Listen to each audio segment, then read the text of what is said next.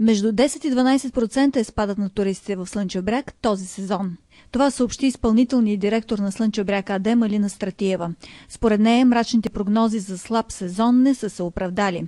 В сравнение с Испания и Гърция, например, отливът на туристи у нас е далеч по-малък. Въпреки грозните предсказания, които бяха в началото на сезона, това не се оправда.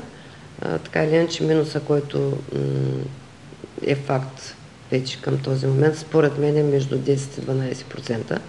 Разбира се, по-голям е минуса на основните туроператорски фирми, които изпълваха основните чартери и които са основните договори за Слънчев бряг. Според мен там е между 20 и 25%, но всичко останало беше компенсирано от нови, не бих казал нови пазари, а съживяване на старите пазари, добрите ценови оферти, които предложиха хотелиерите и с това активираха и туристическия пазар. Така че в крайна сметка бихме могли да кажем, че в условията на финансова криза и в условията на това, че България в момента е в долната крива на развитието на туризма и на пазарите, сме в едно добро положение. Не би трябвало да има фалирали хотелиери по тази причина, може би по някакви други. Факт е, че минуса, ако говорим за минус в абсолютна стойност като бройка туристи, приходите при всяко положение са в доста по-голям минус. Или може би по-скоро, да, приходите и печалбата са в по-голям минус, около 15 до 20%, но така или иначе мисля, че успяхме да запазим един добър статут на позициите на международния пазар в условията на криза. Според Стратиева е крайно време да бъде определен статутът на българските курорти. Слънчев бряг е курорт от национално значение и е редно неговата инфраструктура да бъде управлявана от държавата. Аз не мисля, че само статута на Слънчев бряг трябва да се определи.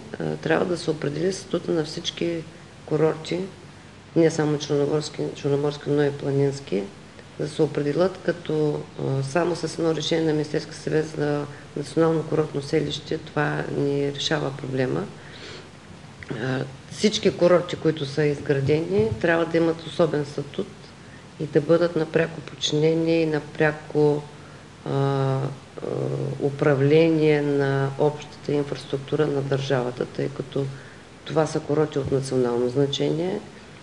Това са курорти, които трябва да бъдат управлявани от държавата, тъй като те и дават държавния облик на туризма. Така или иначе. Местните общини и местното управление касае нещо съвсем различно. Касае управление на населението, което е в тази община или в тази община, а не бизнеса, който определя имиджа на една страна.